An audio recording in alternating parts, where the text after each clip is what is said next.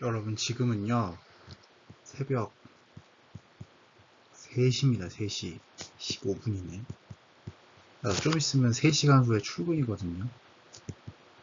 제가 수업을 위해서 이렇게 고생하고 있습니다. 자, 여러분 우리 그러니까 딴짓하지 말고 수업 잘 들으세요. 자, 우리 오늘 일단 활동지 17쪽 하는 법 안내를 해드렸지만은 아직 못 받은 반도 있고 또 주의사항으로 알려드릴 게 있어서 그 부분 같이 보고요. 그 다음에 우리 르네상스 마지막 내용까지 정리하고 수업 마치도록 할게요. 자, 일단 활동지 17쪽부터 먼저 볼게요. 여기 보이지만 필수 제출 이미 말씀드렸죠. 그쵸? 필수 제출입니다. 자, 여러분 여기서 해야 되는 건요. 기본적으로 작품을 일단 여기다가 하나 여러분이 대충 따라 그리시던지 아니면 뭐 붙여도 상관없습니다. 자, 이름을 쓰세요. 뭐 레오나르도 다빈치라고 하면 유명한 그림들 몇 개 있죠. 그쵸? 쓰고 어디 있는지 뭐 예를 들어 뭐 루브르 박물관 같은 데도 있고요. 그 다음에 오르세 미술관 같은 데도 있고 그 다음에 또 우피치 미술관이라고 하는 데도 있어요. 뭐 찾아보세요. 적당히 어디 있는지. 그 다음에 대상이 뭔지, 작품이 뭘 표현하고 있는지, 뭐 아니면 주제가 뭔지, 그 다음에 이 그림의 특징, 뭐 예를 들어 이 그림이면 뭐 원근법이 적용이 됐다던가, 아니면은 뭐 색감이 어떻다던가, 여러분 이거 인터넷 찾으면 다 나와요. 찾아서 하세요, 알겠지? 여러분 미술 천재 아니잖아요, 그죠? 미술 천재라도 이건 찾아봐야 돼. 자, 그런데 이 수업을 들었던 학생들도 요거는 하고 보고 가세요. 아이고, 아이고. 자, 아까 말을 내가 다 못했는데 뭘 보고 가야 되냐면 활동지 17쪽에요. 우리 그 뭐냐 다루지 않은 작품 하세요. 수업 시간 때 안 한 거. 수업 시간 때 안 한 거. 그러니까 여러분 있잖아요. 딴 거는 유명하지 않은 작품이라서 모르겠는데 미켈란젤로 같은 경우에는 천지창조 이건 수업 시간 때 했죠. 그러니까 요거는 하지 마세요. 알겠죠? 천지창조는 수업 시간 때 한 거니까 요거 하면 도장 안 찍어줌. 무슨 말인지 이해됐죠? 네, 분명히 말했어. 말한 거는 여러분 저는 반드시 지킵니다. 도장 안 찍어드려요. 알겠죠? 자, 그러면 이제 우리 오늘 수업에 들어가도록 합시다. 저번에 우리 미술 작가들 설명화 하긴 했었죠? 자, 이번에 그 다음 내용 확인해 볼게요. 자, 여러분, 지금 이 사람은 교황인데요. 유럽에서 교황의 인기가 지금 크게 떨어진 상태다. 여러분, 이미 다 저랑 확인을 같이 했었죠. 그쵸? 자, 여러분. 교황의 위세가 크게 떨어졌는데 교황 역시 나도 그렇게 시대에 뒤떨어진 사람이 아니다. 이걸 알리기 위해서 이 거대한 르네상스 풍의 건축물을 짓기 시작했습니다. 자, 이 당시에 로마에는요, 예수님의 첫 제자, 그 다음에 또 교황으로서는 첫 교황이었던 베드로가 여기에 묻혀 있었거든요. 자, 그래서 여기 당시에 베드로의 무덤을 기념하기 위한 어마어마하게 큰 성당을 이제 짓기로 결정을 했습니다. 물론 원래도 이 자리에 성당이 있었는데 더 크게 한번 성당을 지어보자 라는 생각을 하게 돼서요. 이때 어마어마하게 거대한 규모의 성 베드로 대성당을 짓게 됩니다. 여러분 이 성 베드로 대성당의 이 부분은요. 이 앞에 광장이에요. 광장. 광장만 해도 정말 어마어마하게 크거든요. 건축물을 보면은 뭐 위에는 이렇게 돔 돼 있죠. 그쵸 여러분. 돔 돼 있고 안에는 이렇게 금색으로 막 번쩍번쩍합니다. 자, 어마어마하죠. 그쵸? 제가 또 직접 갔다 왔거든요. 여러분. 사람 크기로 한번 구분을 해볼까요? 제가 무려 이게 7년 전입니다. 7년 전. 지금부터 시작해가지고. 뒤에 지금 성 베드로 대성당 있는 거 보이죠? 그쵸? 어마어마하게 큽니다. 이 성 베드로 대성당은 정말 하루 종일 구경을 해도 다 못 볼 정도로 정말 어마어마하게 큰데요. 자, 여러분, 잠시만. 새벽이라 보니까 모기가 있어갖고, 잠깐 정지시키고 제가 모기를 잡고 왔습니다. 자, 어쨌든. 자, 여러분, 그런데 이 성당이 하루 종일 봐도 모자란다 그랬죠. 어마어마하게 큰 성당이거든요. 이 어마어마한 돈을 들여가지고 이 만든 거대한 성당이다 보니까 당연히 엄청나게 많은 예술가들을 데려왔고 그 다음에 이거 지으려면 재료도 필요하고 어마어마하게 많은 돈이 필요했어요. 자, 지금 여러분 근데 교황권이 크게 떨어진 상태잖아요. 그쵸? 확인했죠? 십자군 전쟁에 흑사병까지 해가지고 교황권이 크게 떨어진 상태니까 당연히 사람들이 이 기부금 같은 거 교회에 돈 많이 안 내려고 할 거 아니야. 그치? 그러니까 사실 이 성 베드로 대성당을 지을 만한 돈이 많지 않단 말이지. 그치? 교황 당연할 수밖에 없습니다. 어떻게 해야 쟤네들한테 돈을 팡팡 뜯어낼 수 있을까? 이런 고민을 하지 않을 수가 없었는데요. 자, 이 고민을 해결하기 위해서 교황이 뭔가 점점 이상한 일을 하려고 하다가 결국 큰 사고를 하나 치게 됩니다. 자, 어떤 사고를 치게 됐는지는 우리 바로 다음 시간에 확인해 보도록 하시고요. 자, 여러분, 인간에 대한 관심. 자, 지금까지는 우리 신만을 찬양해 왔지만 꼭 그럴 필요 없이 우리 욕망에 충실하게 살아도 괜찮다라는 생각이 점점 퍼지기 시작하면서, 자, 이때부터 이제 사람들이 지금과는 좀 다르게 우주도 지구도 좀 다르게 관찰해보자. 지금까지는 하나님을 중심으로 우리가 우주도 바라봤거든요. 왜? 하늘에 하나님이 산다라고 생각했기 때문에 하늘을 연구하는 거는 하나님의 뜻으로 연구해야 된다라고 생각을 했어요. 자, 그런데 이제는 인간의 정확한 감각과 정확한 측정으로 우주를 다시 보자 라고 하는 분위기가 생겨나기 시작했어요. 쉽게 얘기하자면 요 시기 때부터 좀 더 정확한 방법으로 과학을 연구하기 시작합니다. 이전에는요, 과학은 하나님을 이해하기 위해서 연구하는 거였는데 이때부터는 정확하게 과학을 연구하기 시작했다는 거죠. 자, 어떻게 과학을 연구해서 좀 더 자세하게 살펴볼게요. 자, 이렇게 과학이 발전할 수 있었던 이유 중에 하나가 십자군 전쟁이었습니다. 왜 십자군 전쟁이냐? 자, 십자군 전쟁으로 이렇게 이슬람 애들이 살고 있는 아랍 지역, 이 지역을 아랍 지역이라고 부르거든요. 아랍 지역에 다녀오면서 이슬람 사람들, 아랍 사람들을 만나게 됐는데요. 여러분, 요 당시에 이 아랍 애들은 연금술이라고 하는 거를 굉장히 많이 연구하고 있었어요. 혹시 여러분 연금술이 뭔지 들어봤나 모르겠네. 연금술이 뭐냐면 이 싸구려 철 가지고요. 금을 만드는 기술을 말합니다. 철이나 아니면은 기타 싸구려 금속으로 금을 만들 수 있어. 어떻게 만드냐면요. 철에다가 현자의 돌이라는 거를 넣어서 팔팔 끓이면 금이 된다라고 아랍 사람들이 주장을 했거든요. 근데 사실 현자의 돌이라는 게 뭔지 잘 몰라가지고 여러 가지 물질을 막 집어 넣었어요. 여러 가지 물질을 집어 넣어서 끓이고 뭐 얼리고 뭔가 다 하다 보니까 자연스럽게 물질에 대한 연구가 크게 발달하기 시작했습니다. 지금 우리가 말하는 화학이라고 하는 것들이 요 연금술을 통해서 발달을 했다는 거죠. 정확하게 현자의 돌을 결국 발견하진 못했지만 이 유럽 애들한테도 철로 금을 만들 수 있다고 우리도 빨리 만들어보자 라는 분위기가 확산되기 시작하면서 유럽 애도 드디어 화학이 발달할 수 있는 계기가 마련이 됐습니다. 자, 이런 분위기를 타고서 이제 과학을 열심히 연구했던 대표적인 인물이 바로 코페르니쿠스 되겠습니다. 자, 코페르니쿠스는요, 천체의 회전에 관하여 라는 책을 써서요, 처음으로 움직이는 것은 태양이 아니라 지구다 라는 주장을 하기 시작했습니다.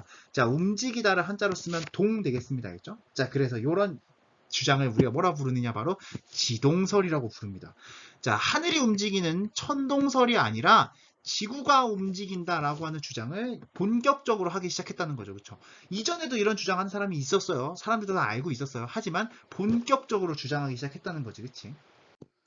자, 코페르니쿠스가 이렇게 책을 펴내자 여기에 영향을 받아서 갈릴레오 갈릴레이가 망원경까지 만들어가면서 지동설을 확실하게 증명하게 됩니다.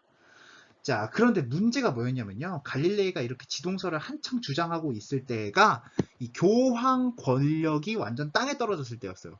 이 사람들이 교회 맨날 욕하고 돈도 안 내고 이래서 교황이 많이 화가 나 있는 상태였는데 갈릴레이가 이런 소리를 하고 다닌다. 이런 소리를 이제 화가 난 거야. 특히 갈릴레이는요. 멍청한 교황이나 그런 거를 천동설을 믿는다 이런 소리를 하고 다녔거든요. 빡치겠지, 그치?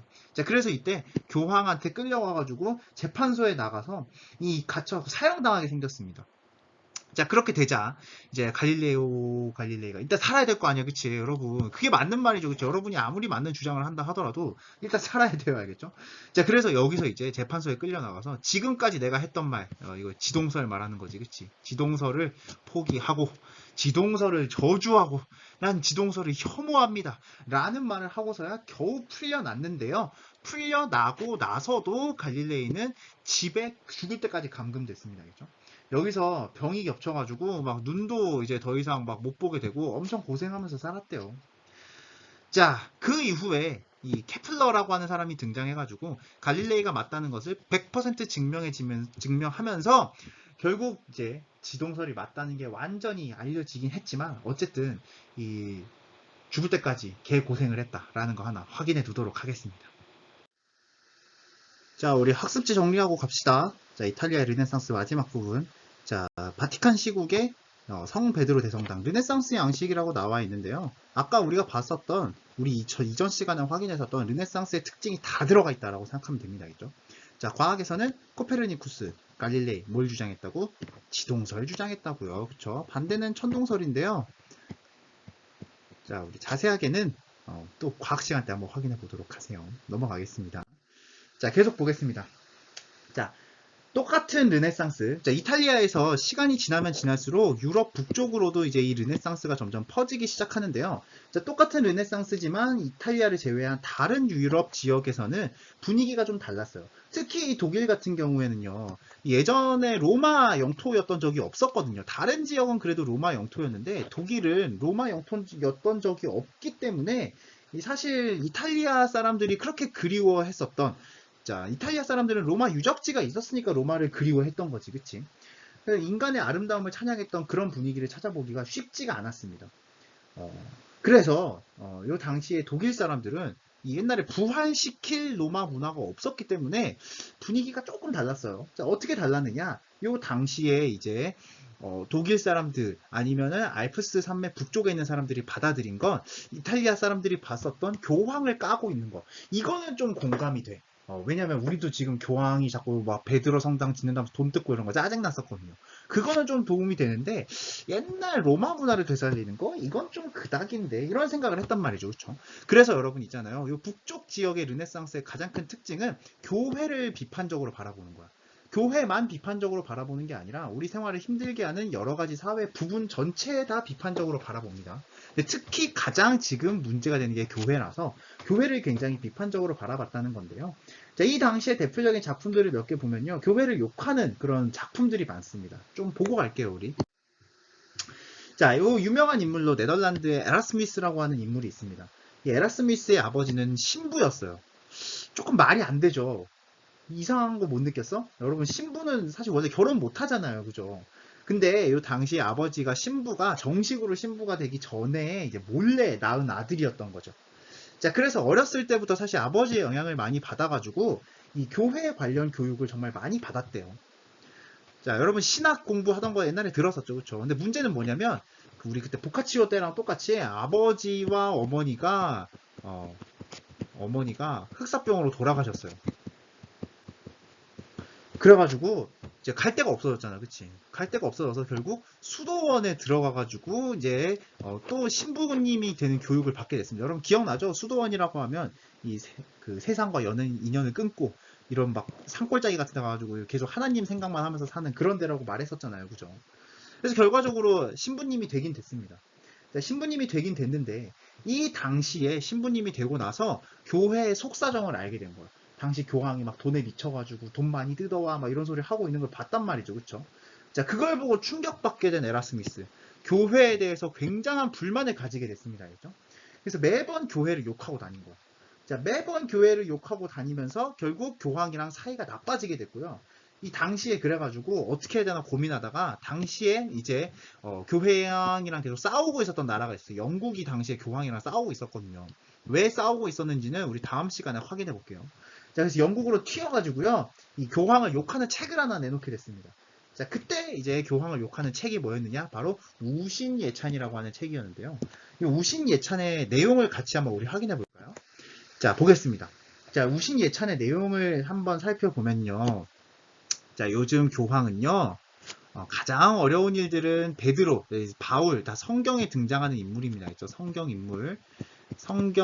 인물들에게 맡기고, 그러니까 니네, 야, 알아서 성경책 열심히 보면서 해. 그리고 교황은 내가 누구냐면 우신입니다. 우신이 무슨 뜻이냐면요, 어리석은 신이야. 진짜 하나님이 아니라 어디서 그냥 만들어 놓은 신 같은 거를 하나 해놓고서는 그냥 나한테 막 감사합니다. 그 다음에 뭐 나를 안 들으면 저주할 겁니다. 뭐 이런 식으로 헛소리를 막 하고 있단 말이지. 진짜 하나님은 섬기지 않고 나라고 하는 진짜 그냥 만들어낸 신을 하나 해놓고서는 나한테 그냥 막 잘 보이려고 한다는 거야. 그러고 나서는 그리스도에게 충성하였다고 생각한다. 즉 지금 교황은 뭐 하고 있냐면요. 가짜 신한테 충성하고 있어요. 진짜 신한테는 관심 없어. 왜? 진짜 신은 돈 안 주니까. 가짜 신 가지고 사람들 막 협박하면서 돈이나 끌어모으고 있단 말이지, 그치? 그래서 교황은 뭐라 생각하느냐? 이 사람들한테 막 가르치고 뭐 알려주고 하는 거는 피곤한 일이야. 성경 읽어주는 거, 이건 학교에서 할 일이야. 가난한 사람 도와주고 막, 그 다음에 나는 뭐 가난한 사람 베풀고 이러는 거 역겨운 일이야. 즉, 교황은 지금 병신 쓰레기다라는 얘기를 하고 싶은 거죠, 그쵸? 이게 사람들한테 막 퍼지면서, 야, 교황이 진짜 이렇게 못된 놈이란 말이야? 이런 소문이 퍼지기 시작한 거야. 사람들 사이에서 이 교황에 대한 여론이 나빠지겠다. 여러분 예상할 수 있겠죠, 그쵸? 자, 넘어가겠습니다.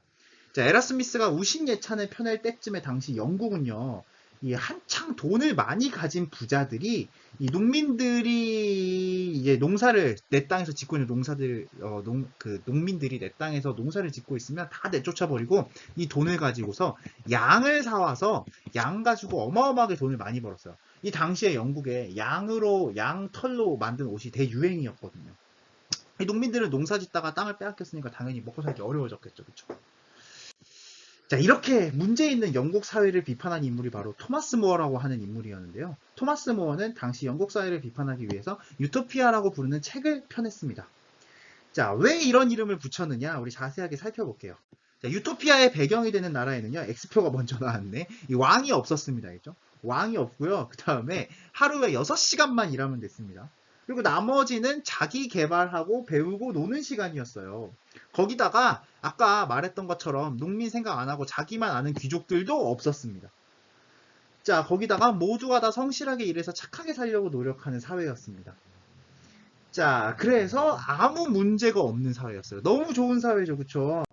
자, 그래서 여러분 이때부터요, 이 글의 제목이었던 유토피아. 유토피아는 엄청 좋은 곳이다 라고 하는 의미를 가지게 됐습니다. 그러니까 이 유토피아는 엄청 좋은 곳이다. 이런 지상의 낙원인 같은 곳을 이제 그 의미하는 뜻이 된 거죠. 근데 문제가 뭐였냐면요. 사실 이 유토피아의 진짜 의미를 볼게요. 이 유토피아라고 부르는 말의 진짜 어원은 그리스어에서 왔어요. 근데 문제가 뭐냐면요. 이 그리스어로 오우, 없다, 그 다음에 토포스, 장소 합쳐서 만든 말이거든요. 오우토포스를 합쳐서 만든 다음에 영국식으로 바꾼 게 이 유토피아입니다. 이죠, 유토피아. 그러니까 쉽게 얘기하면 이런 이상적인 곳, 너무 살고 싶은 곳, 이곳은 세상에 있는 거야, 없는 거야? 있는 거야, 없는 거야? 없다는 거죠, 그쵸? 그러니까 문제가 뭐야? 지금 토마스 모어가 하고 싶은 말은요, 이렇게 좋은 동네를 찾아볼 수가 없단 말이야, 지금. 그러니까 지금 세상 좋은 거야, 나쁜 거야? 지금 최악이다, 이 얘기를 하고 싶은 거예요. 지금 사회가 개판 5분 전이다, 이 얘기를 하고 싶었단 말입니다. 언더스탠드 되겠니, 그치? 자, 지금까지는 이렇게 정치, 교회를 비판한 사람들이 많이 나왔는데요. 자, 이 다음에는 이제 스페인 사람. 자, 세르반테스 같은 경우에는요, 어렸을 때 굉장히 가난하게 태어났다고 합니다. 그래서 맨날 집에서 쫓겨나면서 다른 동네로 옮겨다니면서 불쌍하게 살았는데요. 그래서 이제 안 되니까 이제 군인이 돼가지고 돈이라도 꼬박꼬박 벌어야겠다라고 생각을 한 거죠. 자, 그런데 문제가 뭐였냐면 군 전쟁에 참여했다가 이 왼쪽 팔을 맞아가지고 왼쪽 팔에 장애를 가지게 되었어요. 그러니까 제대로 못 싸웠겠지, 그치? 제대로 못 싸우니까 이때 해적한테 납치돼가지고 5년 동안 노예 생활을 하고 살았다고 합니다. 진짜 말 그대로 개고생 그 자체를 한 거죠, 그쵸? 자, 세르반테스는 이렇게 개고생하는 삶을 거치면서 진짜 이 노예로 살 때 너무 고생한 거야. 그래서 이 자유롭게 사는 게 얼마나 중요한지 깨닫게 된 거지, 그치? 근데 지금까지 우리의 이 종교, 그 다음에 이 교황은 막 사람을 잡아서 족치라고 그러고 막 가둬놓고 족치고, 영주는 이사도 못 가게, 놀러도 못 가게 맨날 일만 하게 하고, 영주가 시키는 일해야 되고 평생 장원에 살아야 되고, 말 그대로 지금까지 우리는 자유가 없이 살았잖아요, 그렇죠? 교회, 그 다음에 영주한테 모두 갇혀가지고요. 이걸 비판하고 싶은 거야. 이건 진짜 문제가 있다. 자유를 빼앗는 영주들, 교회들 다 싫은 거야. 그치? 그래서 이 당시에 우리의 자유를 빼앗고 있는 영주를 비판하는 책을 하나 쓰게 되는데요. 그 책이 그 유명한 돈키호테 되겠습니다. 이 돈키호테, 주인공이 돈키호테인데요. 이 주인공이 돈키호테 씨는 마탱이 간 기사입니다. 알겠죠? 마탱이 정신병자가 돼가지고요. 막 풍차를 보고서 괴물이다라고 소리 지르면서 막 싸우는 거야. 여러분이 이 풍차를 보고 괴물이라고 생각한다는 거 자체가 얘가 정말 이 풍차가 뭔지도 모르는 바보라는 거죠, 그쵸? 이 바보니까 우리의 자유를 빼앗고 억압하고 있다, 이렇게 생각을 한 거지, 그치? 자, 그래서 이 옛날 중세 영광에서 벗어나지 못하고 현재 사회 이 자유를 사람들이 원하는데 이걸 모르는 기사를 크게 비판한 책이 바로 세르반테스의 돈키호테였습니다. 당시 사회 분위기를 잘 반영한다는 거 하나 확인해 주시고요. 자, 그뿐 아니라 교통이 발달하고 교통이 발달했었지, 십자군 전쟁으로. 자, 그 다음에 몽골이 침입했었죠. 여러분 흑사병 그때 얘기했잖아요, 그쵸? 몽골 침입이 흑사병의 원인 중 하나였잖아요, 그죠? 이걸 겪으면서 중국을 통해 유럽에 이 발달된 중국 문물들이 들어오게 됐어요. 물론 이제 칭기스칸이 쳐들어오면서 흑사병도 들어왔지만 발달된 중국 문물도 들어온 거죠. 대표적인 게 바로 이 대포, 대포랑 그 다음에 그 나침반 같은 거였습니다. 자, 여러분, 대포가 왜 유럽 사회를 크게 바꿔놓게 되냐면요. 이때부터 창, 칼은 도저히 싸울 수가 없는 도구가 됐어요. 바로 아까 우리 세르반테스 책에서 봤었던 기사들이 쓰는 거죠, 그쵸? 기사들이 쓰는 창, 칼로는 대포를 절대 막을 수가 없어요. 전쟁의 중심이 총과 대포가 됐어요. 자, 이제 기사는 필요해? 안 필요해? 안 필요해. 그러니까 기사들은 이제 망하겠구나. 우리 예상할 수 있겠죠, 그쵸? 자, 나침반이 들어오면서부터 항해 기술이 크게 발달하게 됩니다. 자, 여러분, 나침반을 통해서 어떻게 항해 기술이 발달했느냐? 우리 바다를 잠깐 볼게요. 자, 바다. 아무것도 없죠, 그쵸? 자, 이렇게 아무것도 없는 바다에서 어디로 가야 되는지도 모르고 그냥 항해를 하고 있었는데, 나침반이 있으면 우리가 어디로 가는지 알 수 있는 거야. 곧 이 시기 때 나침반 덕분에 우리의 항해술이 크게 발달하게 되었고요. 그래서 아무것도 없는 먼 바다로 항해하는 게 가능해졌습니다. 자, 무슨 말인지 이해되죠, 그쵸? 자, 그럼 누가 이렇게 먼 바다로 갔을까? 그건 다음 시간쯤에 우리 확인해 보도록 합시다. 알겠죠? 자, 이와 함께 이렇게 여러분 있잖아요. 요즘 안 나오네, 그치? 돈키호테 책, 그 다음에 유토피아 같은 책들이 크게 유행하게 되자 이 사람들은 책을 읽는 재미를 들이게 된 거야. 이 책을 읽는 재미게 들이니까 책을 많이 팔면 돈이 좀 되겠는데? 이런 생각을 하는 사람들이 등장했다는 거죠. 여러분, 문제가 뭐냐면요. 지금까지는요, 이렇게 책을 만들려면요, 하나하나 이렇게 손으로 다 썼어야 됐어요. 여기 지금 손으로 책 쓰는 사람들 보이지, 그치? 그러니까 여러분, 문제가 뭐야, 여러분. 이렇게 책을 써야 되니까 이거 너무 힘든 거야. 진짜 개고생 그 자체인 거죠. 책 만들기도 너무 어렵고, 그 다음에 책도 만들기 어려우니까 너무 비싼 거예요. 자, 그러다 보니까 이렇게 이 유토피아 같은 책에서 보면 사회가 문제다라는 말을 쓰고 있는데 책을 읽을 수가 없어. 책이 너무 비싸니까. 그러니까 사회가 문제라고 말도 못 하는 거야. 근데 당시 이제 책을 쓰는 사람들은요, 책을 쉽게 만들어가지고 많이 팔 수 있는 방법이 없을까? 고민 안 할 수가 없어요. 자, 요 당시에 독일 사람이었던 구텐베르크, 돈을 찍어내는 일을 하는 사람이었는데요. 그래서 여러분 이렇게 화폐를 찍어내는 일을 하다 보니까 금속에다가 뭔가 무늬를 새기고 글자를 새기는 거는 정말 잘했던 거야. 그래서 요 당시에 구텐베르크는요, 이렇게 글자를 아예 금속으로 만들어 놨습니다. 글자를 금속으로 만들어 가지고 이걸 끼워 맞추는 거야. 끼워 맞춘 다음에 여기다가 이제 잉크를 쫙 발라 가지고 종이로 찍어내면 뭐가 되는 거야? 마치 프린터처럼, 그치? 뭐가 되는 거야? 이런 책이 되는 거죠, 그쵸? 자, 여러분 이렇게 금속 활자를 만들어 가지고 잉크를 발라서 책을 찍어내는 기술을 우리가 활판 인쇄술이라고 부릅니다. 활판 인쇄술. 금속으로 만든 활자 가지고서 이렇게 잉크를 찍어내는 기술을 활판 인쇄술이라고 불러요. 책을 인쇄하는 성공합니다. 여러분 정말 글자가 하나도 틀림없이 정말 정확하죠, 그쵸? 이렇게 할 수 있었던 게 당시에 활판을 아주 정확하게 만들어서 그래요. 물론 여러분 있잖아요. 배웠는지 모르겠는데 이거보다 200년 전에 고려에서 이렇게 금속 활자로 만든 책을 찍어냈었어요. 직지라고 하는 책을. 근데 문제가 뭐냐면요. 한자 같은 경우에는 글자 수도 되게 많고 글자도 복잡하게 생겨가지고요. 사실 정확하게 책을 찍어내는 게 굉장히 어려웠어요. 자, 그런데 구텐베르크는 아주 아까 봤지만 정확하게 찍어냈죠, 그쵸? 자, 그래서 이제부터 책을 읽기가 아주 쉬워진 거야. 책을 읽기가 아주 쉬워지니까 사람들이 책을 많이 읽게 되면서 사람들의 지식 수준이 크게 올라가게 됐습니다. 여러분, 사람이 많이 알면요, 불만도 많아집니다. 왜? 지금까지 내가 잘 몰라서 당했구나, 이렇게 생각하거든요. 사람들이 이제 당하지 않는 거야. 당하지 않으면 어떻게 될까? 그거는 다음 시간에 살펴볼게요. 우리 학습지 빈칸 채우고 시간 마무리할까요? 자, 보겠습니다. 자, 16세기 이후의 현실 사회와 교회를 날카롭게 비판했다. 주요 작품 보고 갈게요. 에라스미스의 우신예찬, 토마스 모어의 유토피아, 세르반테스의 돈키호테. 자, 그 다음에 기술이 발달했죠. 중국에서 화약과 나침반이 전파되어서 기사들은 망하고 신앙로 개척에도 영향을 줬고요. 구텐베르크는 활판 인쇄술을 통해서 지식을 크게 확산시킬 수 있었습니다. 그게 역사를 바꿔놓게 되는데요. 그거는 우리 다음 시간에, 오늘 수업은 여기까지.